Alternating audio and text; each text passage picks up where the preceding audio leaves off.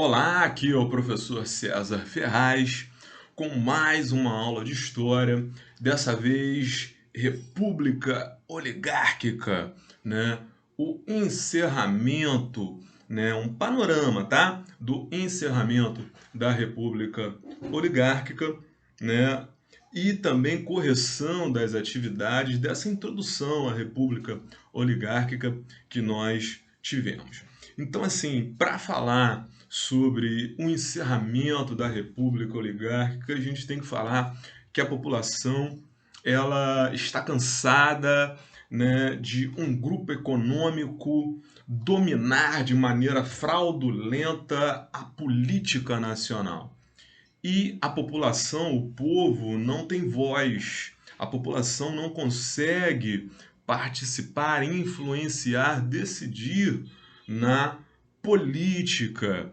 E a gente vê surgindo no Brasil, né, o que a gente chama de a camada média urbana, né, de trabalhadores urbanos, os operários, né, funcionários ligados ao Estado, né, comerciantes, são pessoas que têm o conhecimento de que o Brasil pode melhorar e não precisa ficar nas garras dos cafeicultores que estão dilapidando os recursos do Brasil.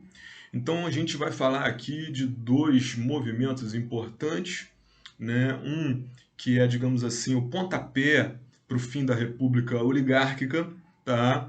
E outro que é o fundamental. O primeiro é o tenentismo e o outro, óbvio, a Revolução de 1930, ok? O tenentismo ele consegue, né, esse avanço porque ele é feito por militares, né, ou oficiais de baixa patente ou militares de baixa patente. Eles têm um apoio muito grande da classe média e da população urbana brasileira, né, e representavam a moralização política, o fim do voto de cabresto, né, típico dos coronéis, o fim das fraudes eleitorais, aquela roubalheira na política, nas eleições, o voto que não era secreto, né? E os tenentistas vão capitaneando, né, esses movimentos. Então a gente tem dentro do tenentismo, a gente tem a revolta dos 18 do Forte no Rio de Janeiro, em Copacabana, onde 18, né, indivíduos militares ou não, eles entram em conflito direto com esse governo oligárquico, ok? E são massacrados, tá? Agora a gente tem também uma que é a Revolução Paulista de 1924, tá? Que é muito importante porque os militares contrários à República dos Cafeicultores, contrários à República Oligárquica, olha o que os caras conseguem fazer, cara. Eles conseguem tomar a capital de São Paulo, ok? Isso mostra que a população não desejava mais, né, esse governo que dilapidava os recursos do Brasil, queria a moralização política, ok? E a gente vê, por fim, né, a Revolução de 1930, que ela vem na esteira de vários acontecimentos que nós vamos ver depois, tá? Mas a gente vê que essa Revolução de 30 tem como o seu expoente aí, né, político, Getúlio Vargas, né, representando aí o sul do Brasil, o Rio Grande do Sul. E a Revolução de 30, a gente vê a saída, né, de São Paulo e Minas Gerais, né, um grupo de latifundiários específicos, e entram no jogo do poder outros latifundiários de outros estados, né, do Rio Grande do Sul, da Paraíba, do Rio de Janeiro, né? Ou seja, troca, a gente tem a troca das figuras de poder, mas o poder permanece com os mesmos, né? Grandes fazendeiros, grandes latifundiários.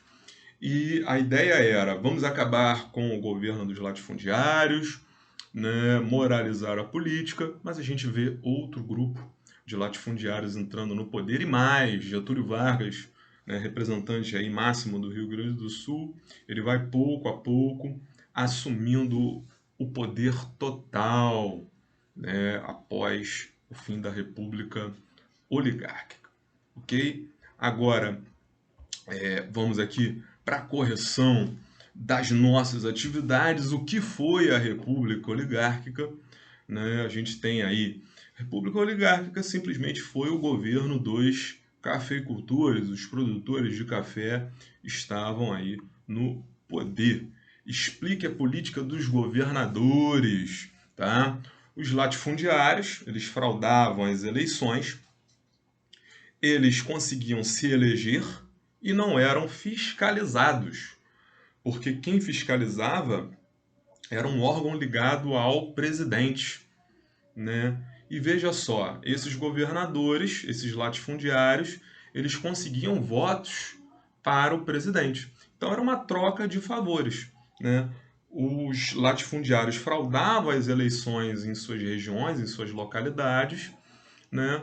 E ao mesmo tempo que isso era permitido pelo presidente, que não fiscalizava, ao mesmo tempo o presidente ganhava votos, né? Os votos de cabresto desses líderes regionais, dos governadores e dos seus liderados, né? Quem foram os coronéis?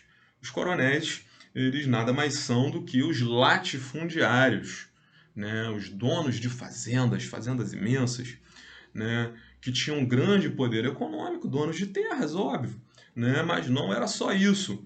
Uso da violência, eles usavam a violência para controlar a política local, né? Quem ia se candidatar, em quem você deveria votar, né? Se a terra seria sua ou não, se o trabalho seria seu ou não, pelo poder econômico da posse da terra, esses coronéis, né, eles tinham um poder aí muito grande, tá? Como funcionava a política do café com leite, um clássico, né?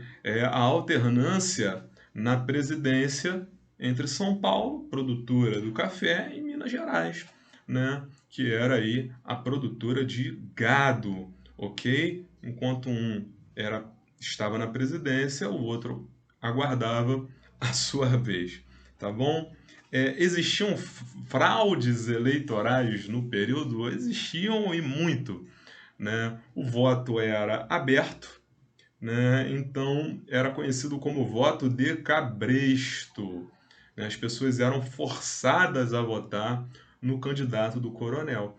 O coronel ele tinha diversas formas de saber em quem, né, os seus empregados, quem morava em suas terras, quem alugava as suas casas, suas casas de comércio, né, votavam porque o voto era aberto, o mesário era um apadrinhado político, né, do coronel, então se escrevia ali na hora o nome do candidato, mostrava ali para o mesário e ele sabia em quem você estava votando ou não, ok?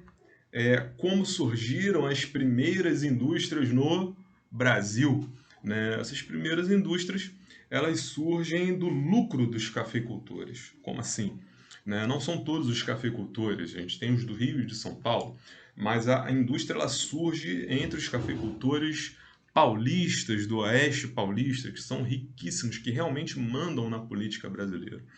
Eles não tinham mais como investir no café. Como assim não tinham mais como investir no café? Pô, se o troço dá dinheiro, por que não investir? Justamente porque se eles continuassem investindo, continuassem colocando dinheiro, ampliando aí a produção do café, o preço do café ia, ó, baixar. E aí eles iam perder dinheiro. Então o que que eles decidiram fazer? Vamos investir em algo que dê lucro, uma indústria de substituição. Tecido, roupas, alimentos, móveis, coisas simples que o Brasil precisava produzir e não precisava mais trazer de fora. E assim eles conseguiram lucrar bastante, e assim a gente vê o nascimento da indústria no Brasil, inclusive ajudando muito a Europa, né, fornecendo produtos básicos durante a Primeira Guerra Mundial, ok? E analise a greve geral de 1917. Isso aí mesmo. O Brasil, em 1917, teve uma greve geral. E greve era caso de polícia, era crime fazer greve. Os grevistas poderiam receber tiros da polícia, simplesmente por falar: ó, as minhas condições de trabalho não são boas, eu não estou recebendo o meu salário. Você podia receber tiro da polícia ou podia ser preso. Então, a greve foi realizada no Brasil todo.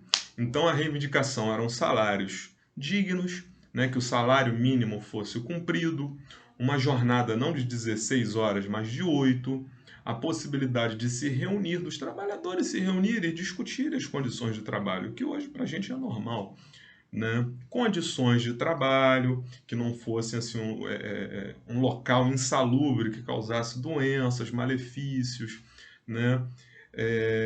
Os trabalhadores que haviam sido presos fossem soltos, e uma coisa que para nós hoje é comum básico, folga no domingo, isso mesmo, né? Eles conseguiram, por lei, a folga no domingo, ok? E essa daí a gente vê foi a primeira conclusão aí de república oligárquica, falando do movimento que acaba com os cafeicultores e a correção dos exercícios. Aqui é o professor César Ferraz, seu professor de História. Um forte abraço.